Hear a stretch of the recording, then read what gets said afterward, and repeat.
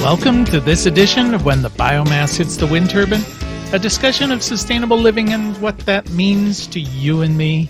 I'm Jay Warmke. I'm Annie Warmke. Okay, and today we're going to talk about starting your own sustainable business or blow up your TV. What is that? Eat a lot of peaches, move to the country.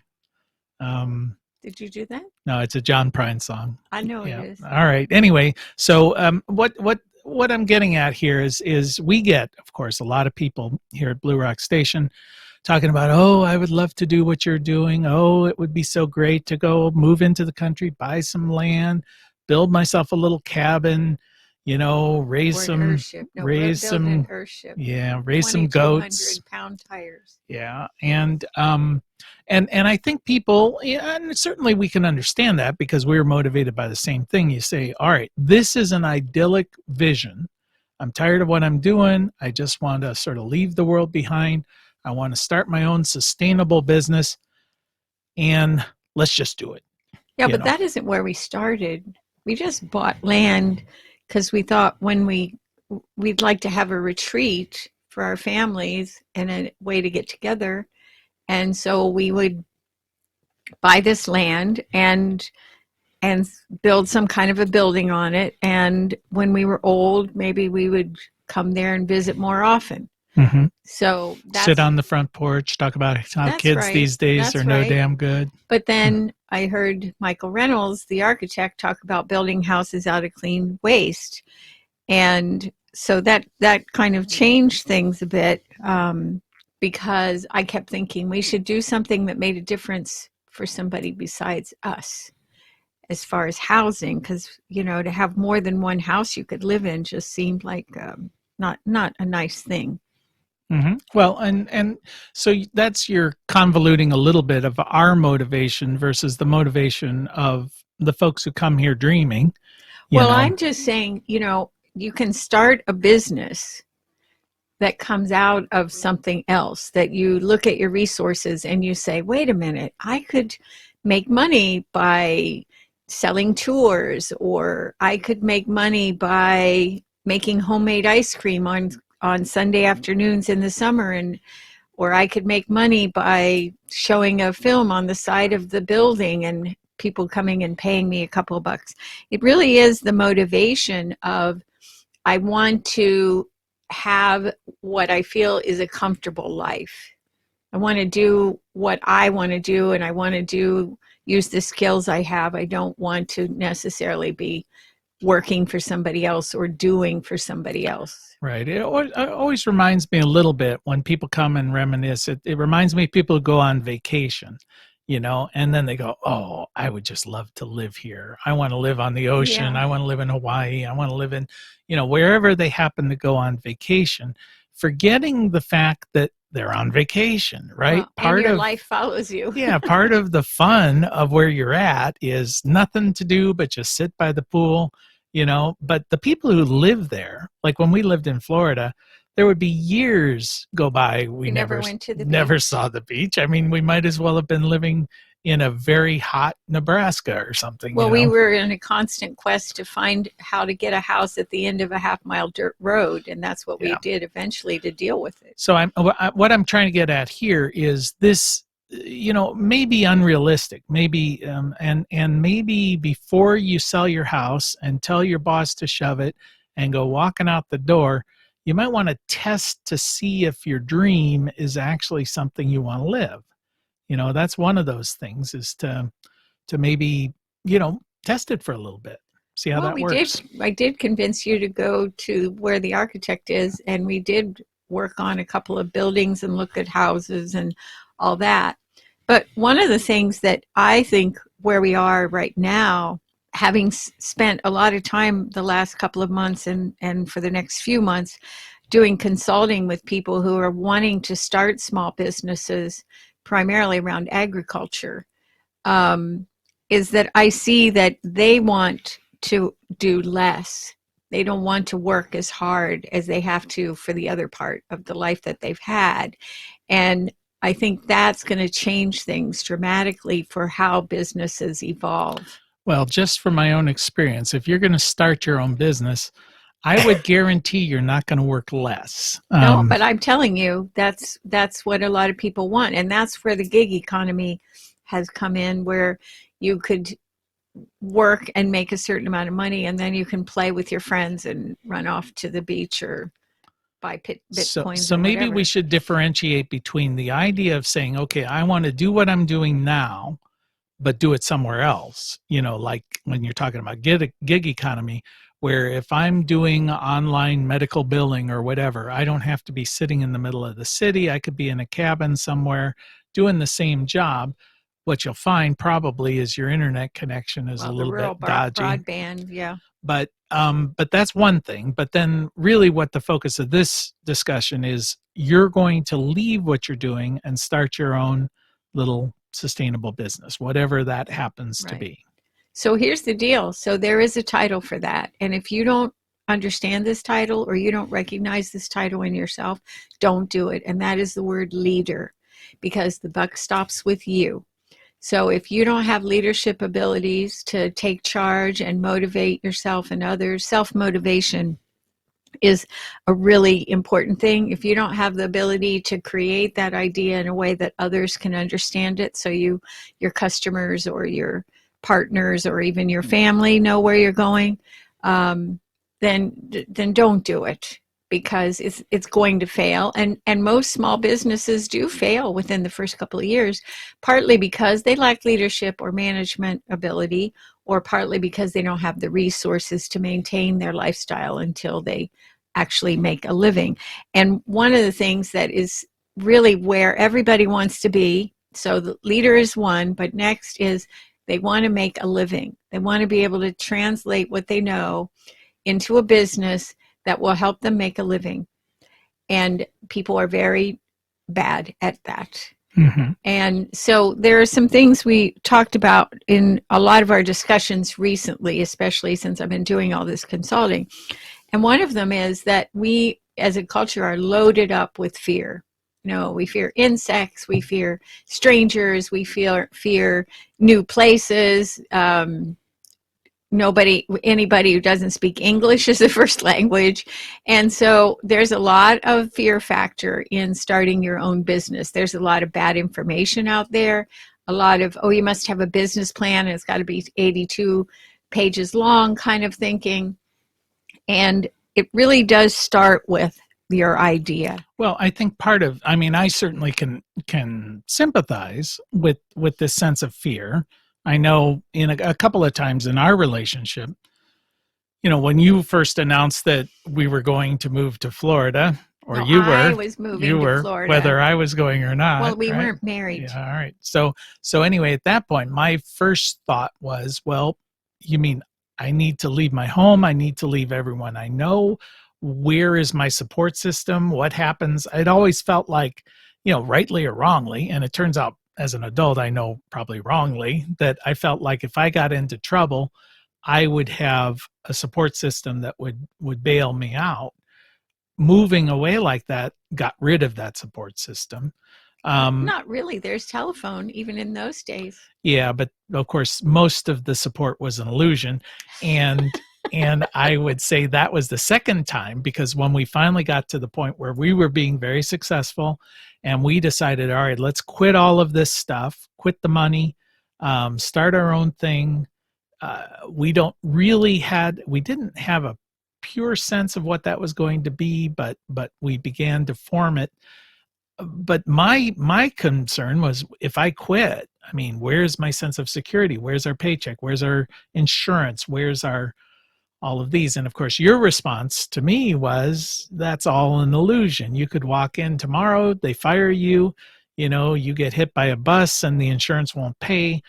All of these things that you're relying on as security are completely in your own mind. They don't exist in reality. Yeah, it's true. And that was hard to hear. Yeah, I know. And that was your reaction to it. You were really upset with me, like I had control.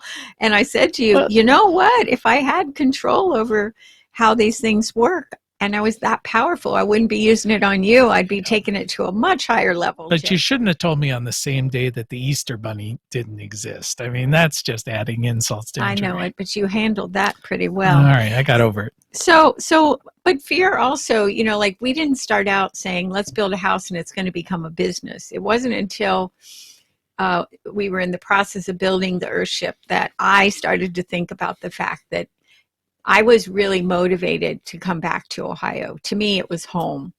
And it became more than just this is a place, a holiday house or a place to come to. And we wanted to build this house out of tires and cans and bottles with an architect, of course. And I tried to find a contract and I was scared to death. Like, how's this going to work? And I'd get all nervous about, we'd save the money so we could pay cash for everything. And I was watching every dime so we didn't go over. And then at some point, we couldn't find a contractor. They thought I was nuts wanting to build a house like that. And then also to pay them to go to Taos and learn from the architect. We said, this is the future. And they said to you, your wife's crazy. Is your wife crazy? And you said, no, she's the sanest person I ever met. Well, that's what I told. That's what I told you. No. And so you said to me, again, this was motivation. This was believing we could do it.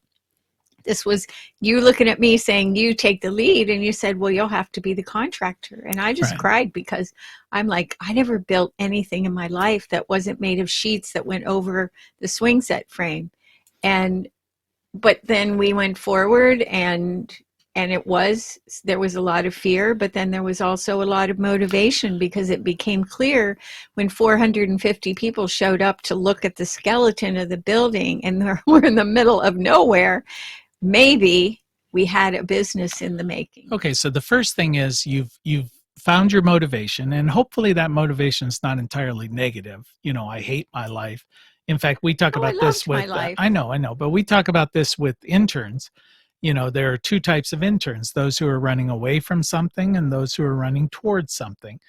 And I guess my advice is if you're hoping to build a little cabin out in the woods and give up your job and all of that because you hate your life, you're going to be bringing your life with you. Yeah. So you're still going to hate it. It's just you're going to be poorer and more isolated. So that's one thing. Then the second thing is, overcome your fear, because even if you're going to run towards something, it is a fearful thing to do. Chasing your dream past a certain point. Right. And then you have to come up with a plan. And for us, that planning process kind of involved a period of time where we quit what we were doing. We actually moved to Europe, which is a pretty dramatic pause. And while we were there, began to formulate the plan of what we would do. In the last year we were there, we did. And we spent a lot of time. In fact, from the beginning of our granddaughter, whom we raised from birth, until recently, we would play a goal-setting game every year. We'd go away together and we'd have pieces of paper and we'd put goals for the year on the wall, or before she could write, we would draw murals. And so we were good at creating basic plans. And the thing that we did when we were in Europe was to begin to look at every resource we had and say, how can that be monetized in life? And so we went and visited a lot of places, like Francine Raymond, who was a woman in the middle of nowhere in this tiny little town in England where there was a big windmill and her house and a couple other churches and things. And she made a living from these little booklets that she made about peacocks and hens in the garden, she called it. And you would go there and she had beautiful scones and tea, and these hens, these Buff Orpington hens and a cockerel would be walking around. There would be 3 hens and the cockerel walking through her garden, and you could see, how she'd fixed it so they didn't destroy everything. And she inspired us. That's where our first booklets came from. But so we went around saying, let's learn from others. Okay. Well, we're going to take a break here and remind you guys that you are listening to When the Biomass Hits the Wind Turbine with Jay and Annie Warmke. reminding you it is indeed the end of the world as we know it. Thank God. Thank God. So it may be the end of your lifestyle as you know it, and you're moving into that next phase. And I know you were talking about, you said Francine Raymond. I don't remember her name exactly, but I was just stunned. It's like, really? You can make a living with 4 chickens? You know, I mean, and Yeah. obviously it was in how they're marketed, in Well, the she was motivated. Her ambiance. husband died and she still had a young son at home, and she didn't really have any job skills. Yeah. And so she got somebody to teach her how to do some graphics, although that person did the graphics in the beginning. And she made these little booklets that were stapled together, and people bought them. And there were a lot of people there that day sitting in her dining room, you know, at little tables, and she's got on a cute apron. It was colder than blue blazes, and we drank tea and thought, wow, this is inspiring. So then, you know, the second or the third thing you're going to do after you've decided you're going to do it is come up with your plan. And that plan can be all over the place. You know, I mean, we tried a lot of things, and they did, some of them work. We got llamas because our granddaughter wanted to have llamas to show in 4-H, and that was a good decision. And we did tours. So anybody, any day you could show up, and it was usually just as we were eating lunch. And so we'd have everybody sit down and feed them, and they'd go on a little tour. And we charged $2.50 per person. And at some point, we analyzed that and said, let's move it to 5 and move it on Saturday, you know, once a month. And so we learned, we tried, we tested, we saw what we liked, we saw what we didn't like, because in our mission, it says we're going to have fun. And so that's what we did. And then we also had enough capital. As you like to say, you're going to bleed the first 2 years. Yeah. The next year you're going to...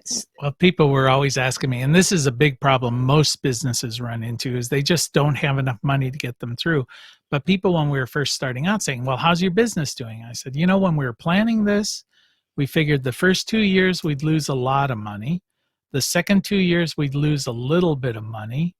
And the fifth year we'd begin to break even. And we're 2 years into it, and we're right on schedule. Yeah, we're bleeding like nobody's business. So that's one thing, is you really, really, really need to have enough resources. It may be money, it may be time. Time is another resource. Things that you can monetize. Well, the other thing too is, as you were sort of alluding to, we would do a thing and then constantly evaluate it and say, did that thing work?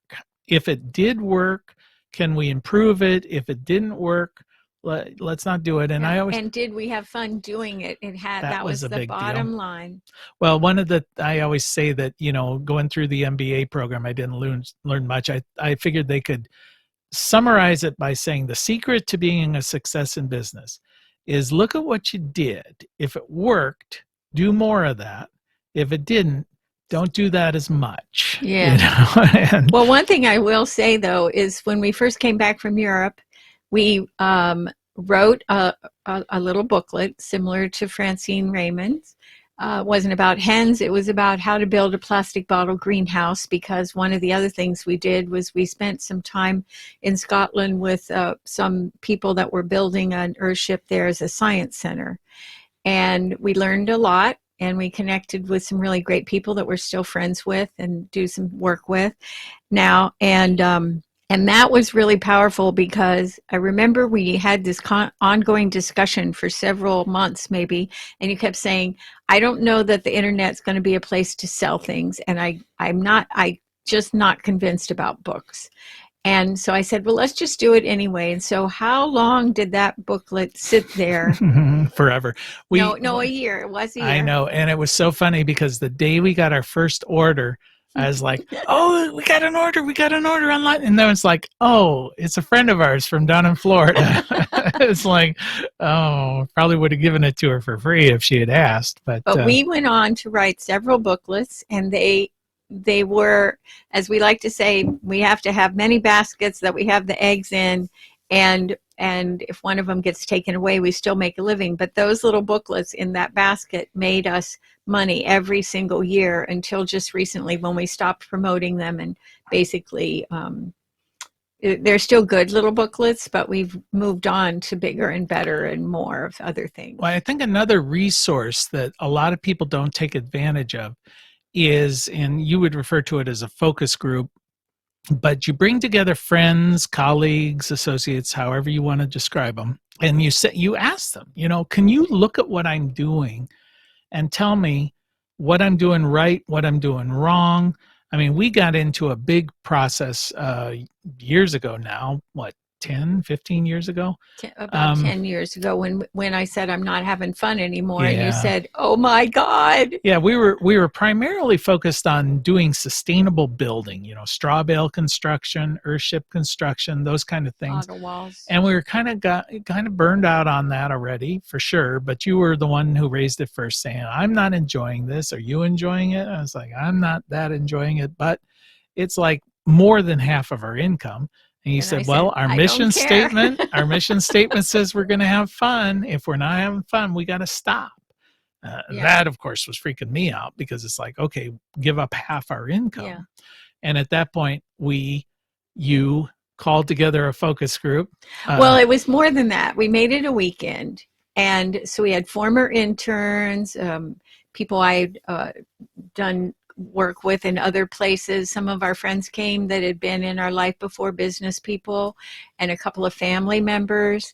And we showed them every resource that existed. We got my cousin Mac to have his boat, and we went on the river. We went to the ice cream place we liked. We showed the lack of restaurants that were any good. We didn't have any that were good, so that didn't take long. But anyway, and then we laid everything on the table, which was not easy. I mean, there was a lot of teasing about, Annie needs a cleaning lady because she doesn't like to clean up after everybody and things like that. But what they basically told us was what we'd been discussing and thinking about, but you were fearful because you felt like you didn't have enough knowledge to move into the world of solar energy. And it was hard to believe at the time, but the reality was solar energy was really, really like a baby in diapers. And so we decided, when everybody went home on Sunday afternoon, okay, here's what we're going to do. We're going to do solar energy. You're going to write a book, and we're going to teach some classes. And on Monday, the phone started ringing. It was like everybody went home and called up anybody they knew and said, guess what they're going to be doing? And we had enough work. We did this in July. We had enough work for the rest of the year. Yeah, the analogy I always think about, because this happened several times. Once, when we decided we were no longer going to become, you decided for me that I was no longer going to be a real estate mogul. And I did. I don't remember. Anyway, and then again, when we moved from one business plan to the other. And the analogy I always think of is you're paddling in the boat, and you're struggling and you're not making any progress. And it turns out it's because you're paddling against the current. And then at those moments, we just simply said, you know what? How about if we go that way instead of this way? And you just let the current take you. And suddenly you're making progress, and it's easier. And it's just like the universe was saying, you're trying to go the wrong way. And that's why it's feeling difficult. Yeah, and maybe that's a little new age, little metaphysical. But it was the same when I said I'm going to Florida. Mm-hmm. And once we made that decision, there were some struggles, but we were happy. Yeah, we were really happy. And I remember the first time my mom came to the house, and we had fixed the bedroom. So we had only gotten one telephone in the bedroom. That's where the jack was, because we're like, we don't know how long we're going to live here. We're too cheap to, we're being frugal because we didn't make that much money. And so my mom wanted to use the phone, and she went in the bedroom, and there was the mattress on the floor with this lovely quilt above it. And she's like, oh my God, I'm going to buy you a bed frame. And it was like, no, we're happy. Mm-hmm. We're really happy sleeping on the floor together. Yeah, I think the universe tells you when things aren't, if you're struggling, if it's a struggle, and this isn't always the case, obviously, but, maybe it's because you're trying to go the wrong direction. So yeah. Mm-hmm. So let's talk about, the reality of where we need to be as corporate America, which is small business is part of corporate America, is that we need to have what is called the triple bottom line business plan. Mhm. And that means people, planet, and profit in that order. So one of the things that we have done without knowing that this was actually a thing was we have given away a lot of things, scholarships, opportunities, our internship program, housing and food. We've fed everybody. We've done our best to operate in a resilient way. In fact, we've gotten 2 grants that we were the top award winner of the grant because people looked at our management and where we had been before COVID-19 and where we are now and said, you are the only business that applied that we felt they are going to still be here when it's over. Well, and that's part of the whole, resiliency, sustainability. It's all about adapting to ever-changing conditions. And I think this is something we do quite well, is a constant evaluation and reevaluation of what are we doing, how are we going to evolve, how is the market and the conditions changing, is that going to be a threat to what we're doing?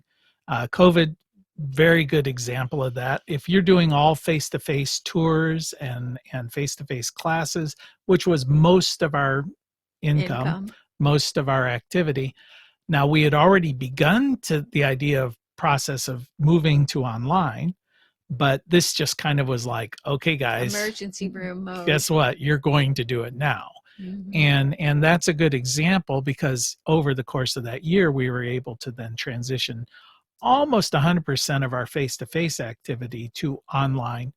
And the revenues actually appear at this point like they're going to be more at some point. But here's the thing that's funny, because our granddaughter likes to joke about this and say, Papa's in the next room and you send him emails, or Papa's in the next room and you're going to have a meeting. So we do have meetings every morning. We have a briefing. We look at the news and tell a joke, and monthly, and then annually we have a planning meeting. Okay, well, you've got about 30 seconds to talk about work-life balance, because that's a big issue when you decide I have a goat herd. They help balance my life. I just need to sit among them. So you go up there and you sit down and you pet the goats. And they sniff my I think hair. it's really, that's the part where people say, I want to move to the country, blow up my TV, eat a lot of peaches, all that stuff. But then they forget to actually eat a lot of peaches and enjoy the country. Goats, yes. Yeah, because you got to kind of make it a priority. That's tough to do. Take care of your spirit. Mm-hmm. That's the work balance. Okay, well, we have come to the end of our discussion here. You have been listening to When the Biomass Hits the Wind Turbine with Jay and Annie Warmke. We want to thank our work balance Emmy Award-winning producer, Adam Rich, and we want to thank you for spending just a little bit of time with us. And as your grandmother hopefully told you, the secret to a happy and sustainable life is play nice with others, clean up your own mess, and have a plan. Till next time. Bye-bye.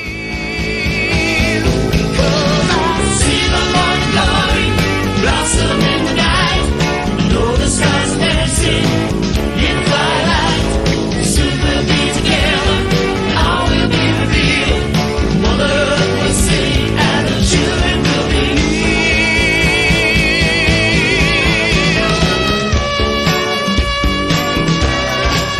You can find more information on living sustainably in our unsustainable world at BlueRockStation.com.